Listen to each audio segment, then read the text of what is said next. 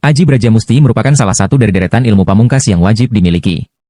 Aji Brajamusti dianggap sebagai ilmu kejawen tingkat tinggi yang setara dengan Aji Lembu Sekilan.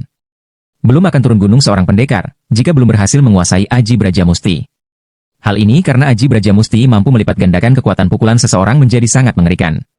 Sehingga hanya dengan sekali pukul saja sudah mampu melumpuhkan lawan yang terkena hantaman Aji Brajamusti.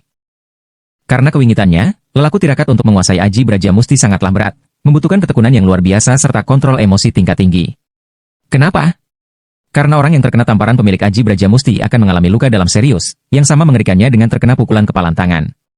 Misalnya jika pemilik Aji Brajamusti terpancing kemarahan kemudian menampar anak atau istri atau keluarga lainnya, baik sengaja atau tidak sengaja maka kerusakan yang ditimbulkan akan sama mengerikannya. Itulah mengapa seorang guru akan benar-benar memilih dan memilah murid mana yang layak diwarisi ajian berbahaya ini.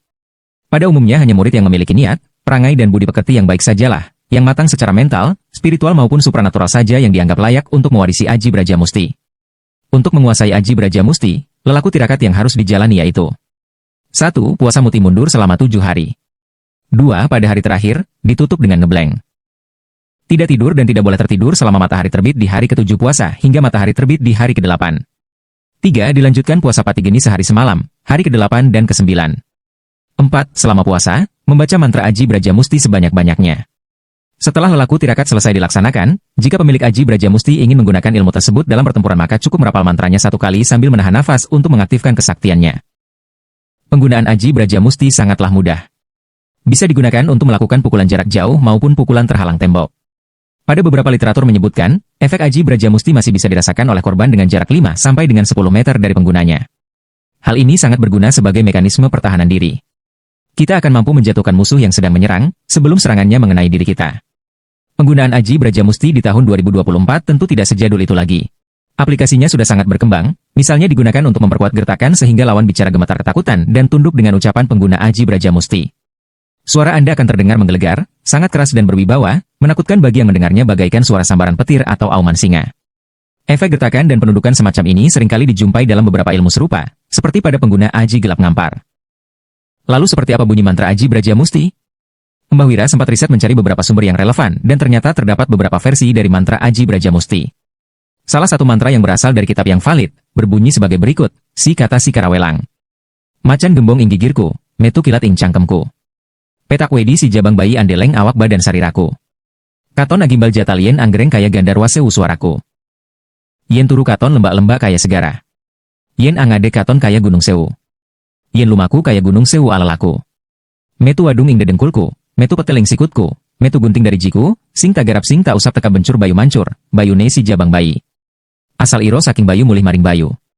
Asal ira saking orang maring ira. Dadaku berajaku baramusti. Pupuku si paron tunggal. Epek-epekku si beraja keras. Dari jiku si wesi gunting. Sing tak cekel tugal. Sing tak usap lebur musnah ilang tanpa karana. La ilah, ha ilalah, Muhammad Rasulullah. Bagaimana, tertarik mencobanya? Dari bunyi mantranya saja sudah terbayang ya seperti apa efek dari Aji Brajamusti. Kekuatan gertakan dan penundukan dari Aji Brajamusti sangat menguntungkan jika digunakan pada saat negosiasi. Menundukkan lawan bicara yang alot, menundukkan pimpinan yang sulit diberi masukan, maupun deal-dealan project dengan rekan bisnis.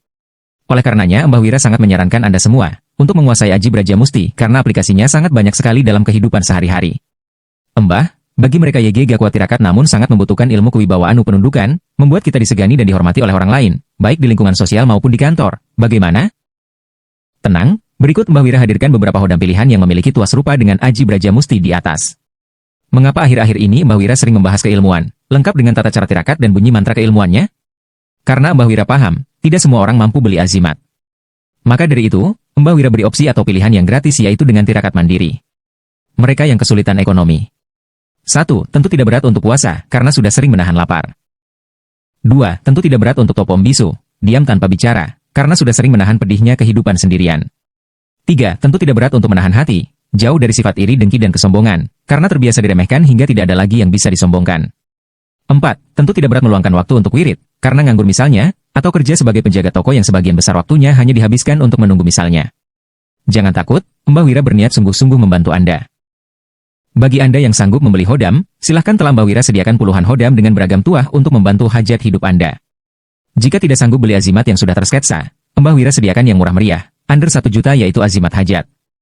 Sudah banyak yang membuktikan dan mensketsakan mandiri bahwa azimat hajat juga sama-sama berhodamnya. Jika masih tidak sanggup beli yang murah meriah, Mbah Wira siapkan beragam ilmu kesaktian, tinggal Anda tirakati dan ajian tersebut siap digunakan. Jika dengan semua fasilitas yang telah Mbah Wira siapkan, kemudian Anda masih mengalami kesulitan, ya berarti memang Anda telah memilih untuk terus hidup dalam kesengsaraan. Jika beli hodam katanya mahal gak punya uang. Disediakan azimat yang murah katanya kurang ampuh. Disediakan ilmu untuk diwirid atau ditirakati katanya gak sempat gak punya waktu. Disuruh belajar hal baru, gak mau.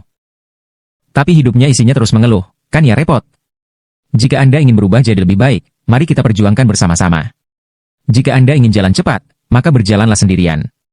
Jika Anda ingin jalan jauh, maka berjalanlah bersama-sama berkelompok.